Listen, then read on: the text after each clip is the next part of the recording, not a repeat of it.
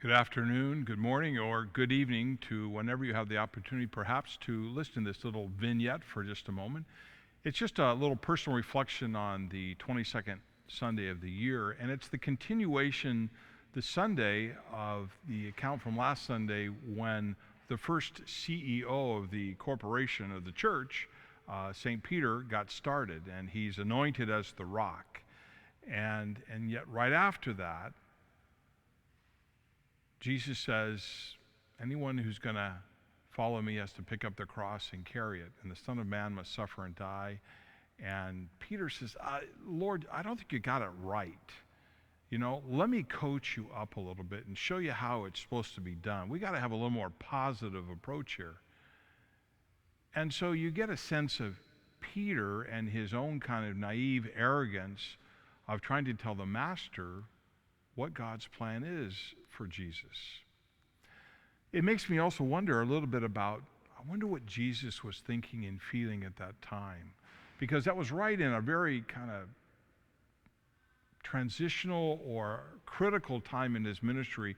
As he got closer to Jerusalem, things started heating up. It was one thing he was out preaching and doing miracles in the country, fairly safe.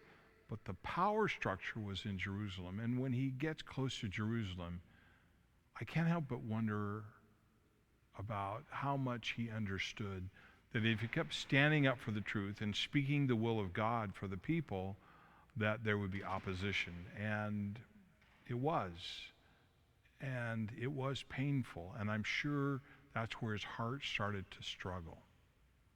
Now, I think in one sense or another, I can't speak for you, but I think we've all been there at different times in our life. When somebody comes to us and says, I'm really struggling in this, or maybe at work, or I'm just not doing well in school, or I'm not sure about this relationship I'm in, and we kind of say, it's going to be fine, don't worry about it. But the reality of it is that is not all that helpful. In a sense, it kind of almost doubles the pain of whatever somebody is going through, because on a certain level, we're acting as though we're just dismissing it. I wonder if a different approach that Peter could have taken. Jesus, you sound worried. Something's troubling you. Can you tell me about it? I know for me at times when I wanted to be heard and listened to, those kinds of questions, those kinds of acknowledgments are so sometimes much more helpful than somebody just saying, hey, it's not a big deal, don't worry about it, or let me give you another plan. It's that moment of our human existence when somebody enters into another person's pain. Doesn't take it away, but it acknowledges it. And it responds to where that person's pain is. Was it a tough road for Jesus to follow the will of God? Absolutely. And the early church saw that. And so, too, for its members, it was not an easy road. And they had to recall those tough words of Jesus.